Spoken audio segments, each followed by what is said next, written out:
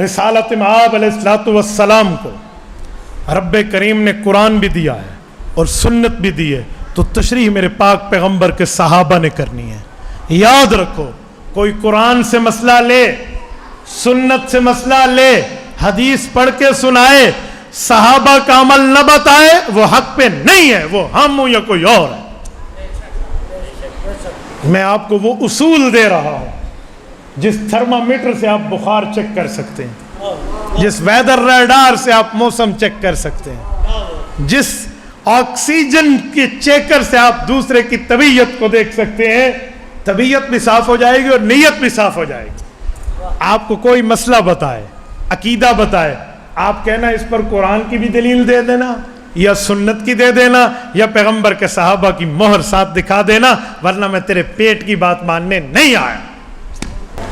میں نے کہا سننا، ہم بھی جب کوئی عقیدہ، کوئی مسئلہ پیش کریں، آپ ہم سے بھی پیغمبر کی جماعت کی مہر مانگ سکتے ہیں۔ ہم بتا دیں ہم سچے، ہم نہ بتا دیں وہ دین کا مسئلہ نہیں ہوگا، آپ نہ لینا۔ میں بڑی کھلے طور پہ کہتا ہوں۔ اب مسئلہ یہ ہے، جب ہم یہ جملہ کہتے ہیں تو لوگ کیا کرتے ہیں؟ آؤ میں ایک دو باتیں آپ کے سامنے رکھتا ہوں۔ ایک شخص نے ہم سے پوچھا، مولانا آپ کئی حدیثوں پہ عمل کرتے ہیں، اپنی من پسند کچھ حدیثیں رسول اللہ کی چھوڑ جاتے ہیں۔ میں نے کہا بھائی کوئی مثال پیش کر سکتے ہو تاکہ مجھے بھی پتہ چلے، میں کوئی حدیث پہ عمل کرتا ہوں اور حدیث ٹھیک ہو اور صحیح ہو اور قابل عمل اور میں چھوڑ دوں، دکھا دو۔ کہتے جب آپ نیت کرتے ہیں ہاتھ کہاں تک اٹھاتے ہیں؟ میں نے کہا جی کانوں کی لو کے برابر۔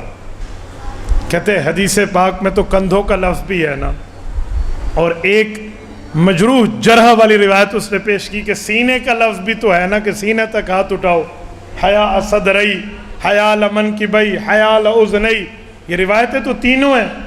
میں نے کہا پھر آپ کہنا کیا چاہتے ہیں؟ کہتے ہیں آپ نے صرف ایک حدیث لی ہے، دو کو چھوڑ دیا ہے، تو میں کیسے مانوں تمہیں رسول اللہ سے پیار ہے؟ میں نے کہا بھائی بات پوری ہو گئی؟ کہتے جی ہاں۔ میں نے کہا پیار بھی ہے اور اللہ نے علماء احناف کو عقل بھی دی ہے۔ کہتے عقل کا کیا مطلب؟ میں نے کہا میں ابھی دو جملے کہوں گا، عقل اور بے عقل کا فرق بھی آ جائے گا۔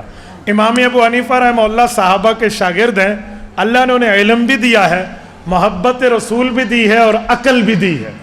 امام ابو حنیفہ نے تیرے مطابق جب تو نے تین روایتیں پیش کر دی، میں سمجھائے دیتا ہوں، گویا ان تینوں کو سامنے رکھا، بھائی سینے تک اٹھائیں، کندھے تک اٹھائیں یا لو تک اٹھائیں کانوں کی، تو کیا کریں؟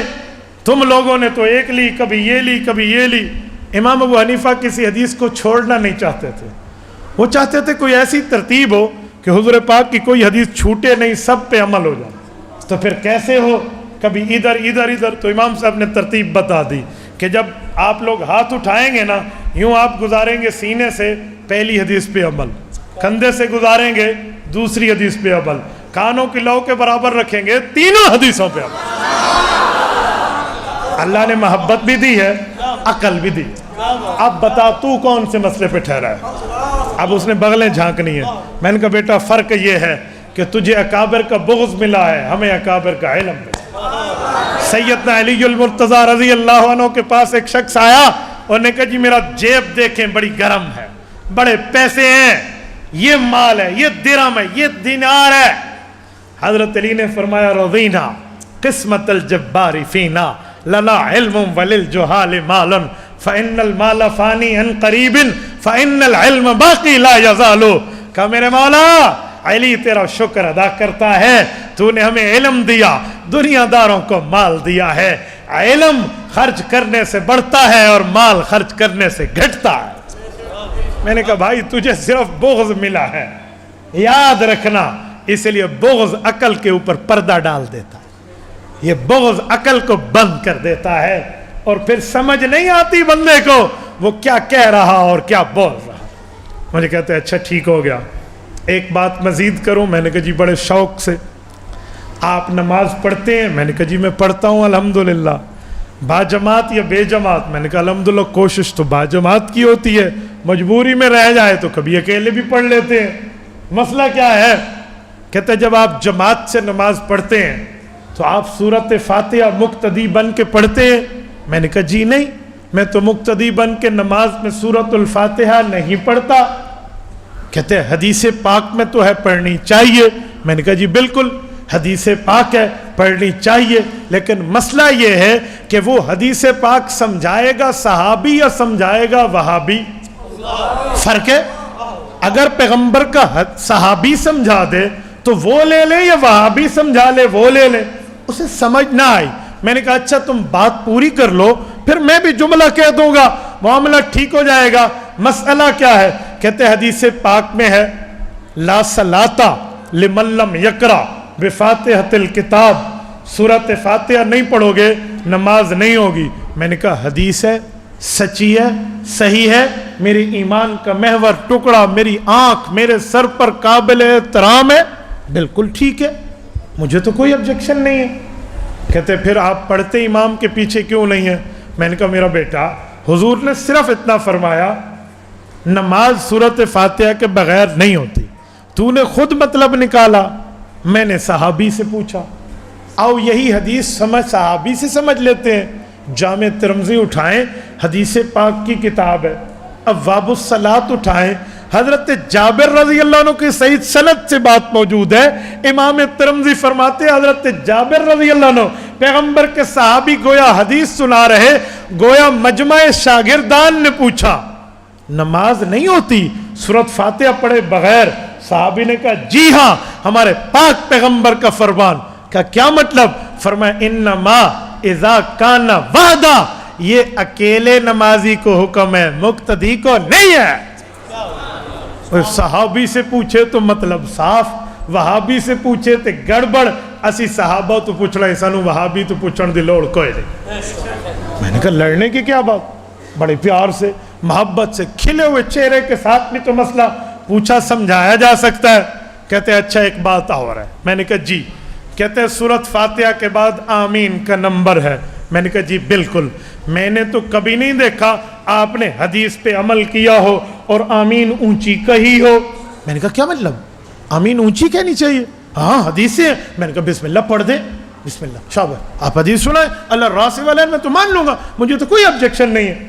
کہتے حدیث پاک میں جامع ترمذی میں حضرت وائل ابن حجر رضی اللہ عنہ راوی ہیں, رسول اللہ نے نماز پڑھائی وَمَدَّ بِهَا صَوْتًا فَقَالَ آمین وَمَدَّ بِهَا صَوْتًا, آمین اونچی کہی. میں نے کہا بالکل ٹھیک ہے. اسی کے ساتھ ایک اور حدیث بھی ہے اور یہی صحابی راوی ہیں, وہ فرماتے ہیں فَقَالَ آمین وَخَفَضَ بِهَا صَوْتًا, حضور نے آمین کہی اور آہستہ کہی. کہتے ہیں حدیث یہ بھی ہے. میں نے کہا پھر ایک بات کہوں, جب آہستہ کی بھی حدیث ہے اونچی کی بھی حدیث ہے, میں نے تو تجھے پابند نہیں کیا, تو آہستہ کہہ, تو مجھے کیوں فورس کر رہا ہے میں اونچی کہوں جب مسئلہ دونوں میں حدیث سے ثابت ہے؟ اخلاقاً تو تجھے چپ کر جانا چاہیے تھا, اخلاقی طور پہ تو objection بنتا ہی نہیں ہے, اعتراض بنتا ہی نہیں تھا, لیکن تو نے پھر بھی سوال جڑ دیا. مجھے لگتا ہے تجھے علمی ایزی لوڈ کا شوق ہے, چلو میں تیرا شوق گھر تک پہنچائے دیتا ہوں. میرے بھائی یہ تو بتا, حضور پاک نے جب اونچی آمین کہی حضور مقتدی تھے یا امام تھے؟ نہیں سمجھے, نہیں سمجھے, سمجھاتا ہوں. جب حضور نے آمین اونچی کہی نماز میں, مقتدی تھے یا امام تھے؟ کہتے حضور تو کسی کے مقتدی نہیں ہے, حضور تو امام ہے, تو امام نے اونچی کہی. میں نے کہا تو مقتدیوں کو کہتا پھر رہا ہے, تو مقتدیوں کو چھیڑ رہا ہے, اونچی کہو اونچی کہو اونچی کہو. حضور نے کہی اوے خدا کے بندے, حق تھا تو امام ہی کو کہہ دیتا, جان چھٹی, تو میرے مقتدیوں کو کیوں پکڑ رہا؟ اچھا ایک جملہ مزید کہوں, کہتے مجھے کہتے کہوں. میں نے کہا جی بڑے شوق سے. کہتے ساروں نے اونچی آمین کہی تھی. میں نے کہا یہ اس حدیث میں تو نہیں ہے, بخاری میں. میں نے کہا بسم اللہ, صحیح بخاری شریفہ پیش فرمائے. کہاں ہے ہم بھی دیکھیں, بڑے بول سے رب بچائے, حضرت موجود ہیں. میں حضرت کے فیض سے عرض کرتا ہوں, ہم نے صحیح بخاری پڑھی بھی ہے اور پڑھائی بھی ہے. 100 میں سے 100 نمبر لے کر میں بات کر رہا ہوں. بسم اللہ جملہ پیش کر, مجھے کوئی ڈر نہیں ہے کہ صحیح بخاری سے روایت ڈھونڈنی کیسے ہے. میں ان میں نہیں ہوں کہ میں دور حدیث کے بعد بخاری دیکھوں نہیں, میں تو اپنے تخصص میں اپنے شاگردوں کو انگلیوں پر رٹوائے دیتا ہوں. بسم اللہ پیش کر. کہاں ہے؟ کہتے ہیں امن ابن زبیر ومن معه فان للمسجد لجتا. حضرت ابن زبیر پیغمبر کے صحابی آمین کہی اور مسجد میں سب نے آمین کہی اور مسجد میں گونج پیدا ہو گئی. حدیث ہے؟ میں نے کہا بالکل. سچی ہے؟ میں نے کہا سچی ہے. صحیح ہے؟ میں نے کہا صحیح ہے. اجی پھر آپ کیوں نہیں کہتے؟ میں نے کہا ایک منٹ اس حدیث میں دکھا دے کہ نماز میں آمین کہی. پوری حدیث میں نماز کا لفظ نہیں ہے. وہ خدا کے بندے، یہ تو دعا والی آمین ہے. میں کہتا ہوں اللہ سب دوستوں کو مدینہ لے جائے. فَإِنَّ لِلْمَسْجِدِ لَجَّةً، مسجد گونج اٹھی. نماز کہاں ہے؟ اس میں تو نماز کا لفظ نہیں ہے. میرے بھائی مجھے لگتا ہے جب استاد تیرا یہ حدیث پڑھا رہا تھا تو پیشی کی چھٹی پہ گیا ہوا تھا. ہاں تو نے تو جملہ سمجھا ہی نہیں تھا. آج استاد جی کیتی ہیں بڑا زور دایا کھلوتے ہیں. کوئی اے چکر ہونا ہے. اے خدا کے بندے تو نے صحیح سوچ کے حدیث پاک پڑھی ہوتی تو یوں کہتا. اس حدیث پاک میں تو یہ لفظ نہیں ہے. یا تو نماز کا لفظ تو دکھا دے اور میں اپنی قیمتی گھڑی تمہیں ہدیہ کرنے کے لیے تیار ہوں. پردہ رکھ کے بات کر رہا ہوں. پھر لوگ کہتے ہیں ہمارا دل جلتا ہے. ٹھیک ہے تھوڑی تو ایک ہی کہ اس لیے میں پردہ رکھ رہا ہوں. میں اپنی قیمتی گھڑی تمہیں تحفہ دینے پہ تیار ہوں. تو حضرت عبداللہ ابن زبیر والی حدیث میں نماز کا لفظ دکھا دے. کہتے واقعی نماز تو نہیں ہے. اچھا میں نے کہا ایک بات اور کہوں. کہتے جی ہاں. میں نے کہا اس وقت چھت RCC ہوتی تھی مسجد نبوی کی؟ کہتے نہیں وہ تو کھجور کی شاخوں کی ہوتی تھی. میں نے کہا کھجور کی شاخوں میں گونج کیسے پیدا ہوتی ہے؟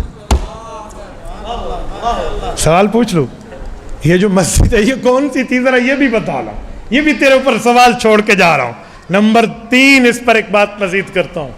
میرے بھائی تو کب سے صحابہ کی بات ماننے لگ گیا ہے؟ یہ حضور کی بات تو نہیں ہے تو صحابی کی ہے نا. تو کب سے صحابی ماننے لگ گیا؟ تو کہتے ہیں اہل حدیث کے 2 اصول اطیع اللہ و اطیع الرسول. تو صحابی کہاں سے لایا؟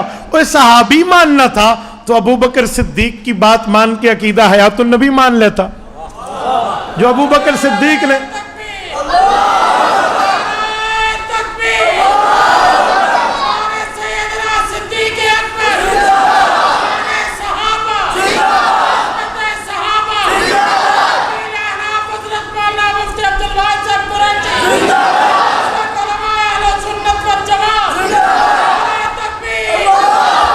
میں نے کہا صحیح بخاری جلد اول کتاب المناقب باب مناقب ابی بکر صفحہ 517 قدیمی کتب خانہ کراچی کی ورقے کی بائیں سائٹ کی روایت ہے. حضرت ابو بکر صدیق نے رب کی قسم کہا کہ عقیدہ حیات النبی کو ثابت کیا ہے. واللہ لا یذیقک اللہ الموتتین ابدا کہہ کر والذی نفسی بیدہ سے جملہ شروع کیا ہے. تو اگر صحابہ کی ماننی تھی تو ابو بکر کی بات مان لیتا. اور ایک بات اور کہوں. کہتے جی میں نے کہا اگر صحابہ کے فیصلے کو ماننا تھا تو حضرت عمر کے دور میں جو 20 رکعت کی جماعت پر اجماع ہوا وہ مان لیتا. اس وقت تو کہتا ہے فیصلہ فاروقی ہے میں نہیں ماننا میں تے کلمہ حضور دا پڑھیا ہے. اس وقت تو حضرت عمر. اچھا اگر صحابہ کی بات تو نے ماننی تھی تو حضرت عثمان کے دور میں جمعہ کی دوسری اذان شروع ہوئی اور ہم اسے سنت کہتے ہیں کیونکہ حضور نے فرمایا علیکم بسنتی و سنت الخلفاء. خلفاء کی بات بھی سنت. تو حضرت عثمان کی وجہ سے یہ اذان مسنون تو نے ماننا تھا تو حضرت عثمان غنی رضی اللہ عنہ کی اذان یہ شروع ہونے والی مان لیتا.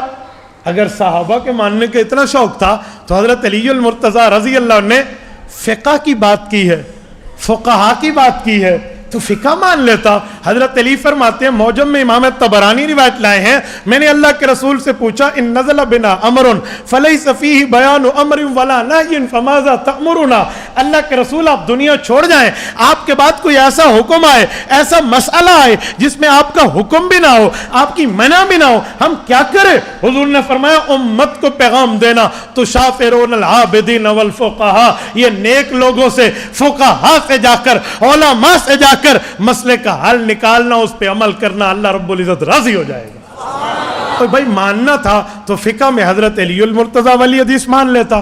اگر صحابہ کرام کا تجھے اتنا ہی شوق تھا تو صحیح بخاری میں امام بخاری نے باب قائم کیا ہے. حضرت معاویہ بن ابی سفیان رضی اللہ عنہما کی روایت موجود ہے من یرید اللہ بہ خیرا یفقہہ فی الدین. فرمایا لوگوں دنیا میں اس آدمی کی زیارت کرنا چاہتے ہو جس آدمی کے ساتھ اللہ نے بھلائی کا خیر کا اچھائی کا معاملہ طے کیا ہے جی جی اللہ کے رسول ہم تو اس شخص کی زیارت کرنا چاہتے ہیں جس کے ساتھ اللہ نے بھلائی کا، اچھائی کا، خیر کا معاملہ طے کر لیا ہے۔ فرمایا یفقہہ فی الدین، جو دین کا فقیہ ہو، علم فقہ سکھائے، اللہ کے ساتھ اس کا یہ معاہدہ ہے، اس کی زیارت کر لو۔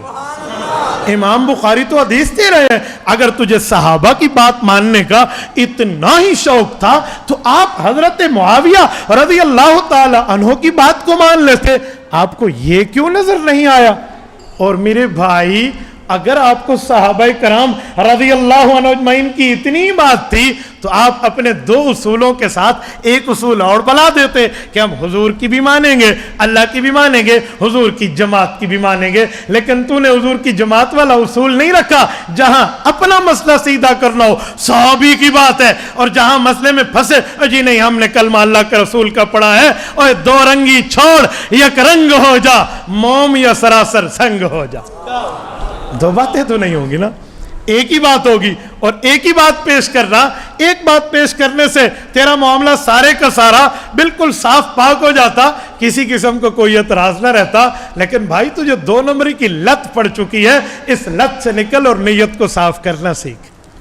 نعرہ تکبیر، ختم نبوت، عظمت صحابہ، ہر صحابی نبی۔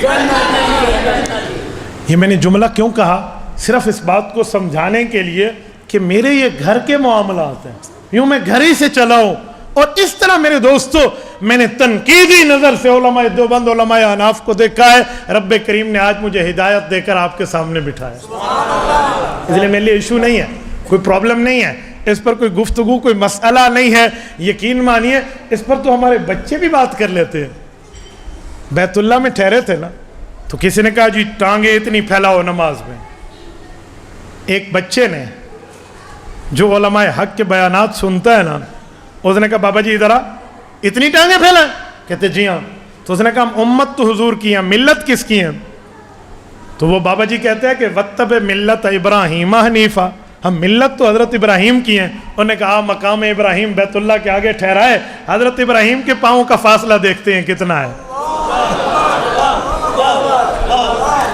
یہ نظر نہیں آتا، اللہ آپ کو لے جائے، اب مقام ابراہیم پہ جائیے، بیت اللہ کے بالکل کوئی 20 سے 15-25 فٹ کا فاصلہ ہے، سم تھنگ اس کے قریب ہے، مقام ابراہیم موجود ہے۔ وَاتَّخِذُوا مِن مَقَامِ إِبْرَاهِيمَ مُصَلًّى، حضرت ابراہیم کے دونوں پاؤں کے درمیان اتنا ہی فاصلہ ہے جتنا امام ابو حنیفہ کا فتویٰ ہے۔ یار کیسا ابو حنیفہ، ثقافت ابو حنیفہ، شجاعت ابو حنیفہ۔ تو میرے دوستو اس پر تو تجھے پریشان ہونے کی ضرورت نہیں ہے، تو میں اس لیے آپ کو یہ بات سمجھانے کے لیے کہہ رہا ہوں، محبت سے، پیار سے، تعلق سے، عقیدت سے، کھلے چہرے سے آپ بھی گفتگو فرمائیے، کھلے چہرے سے انشاءاللہ تعالی میں بھی آپ کی خدمت میں جواب پیش کروں گا۔ میرے دوستو 4 باتیں، 5ویں بات یہ بات ذہن میں رکھنا کہ قرآن و سنت یہ وہ کتابیں نہیں ہیں جیسے آپ اردو کا ڈائجسٹ اٹھائیں اور پڑھنا شروع کر دیں اور آپ کہیں جی میں اس ڈائجسٹ کا حافظ بن گیا۔ جی نہیں، اگر آپ نے ماہر کے بغیر پڑھا تو آپ حافظ نہیں، اللہ حافظ بن جائیں گے۔ اس لیے حافظ بننا سیکھو، اللہ حافظ نہ بنو۔ یہ ماہرین علماء کرام کو، اولیاء اعظام کو رب کریم نے وہ رتبہ، وہ مرتبہ، وہ درجہ، وہ حیثیت و ویلیو، مقام و مرتبہ دیا ہے، یہ تمہیں قرآن بھی سمجھائیں گے، سنت بھی سمجھائیں گے۔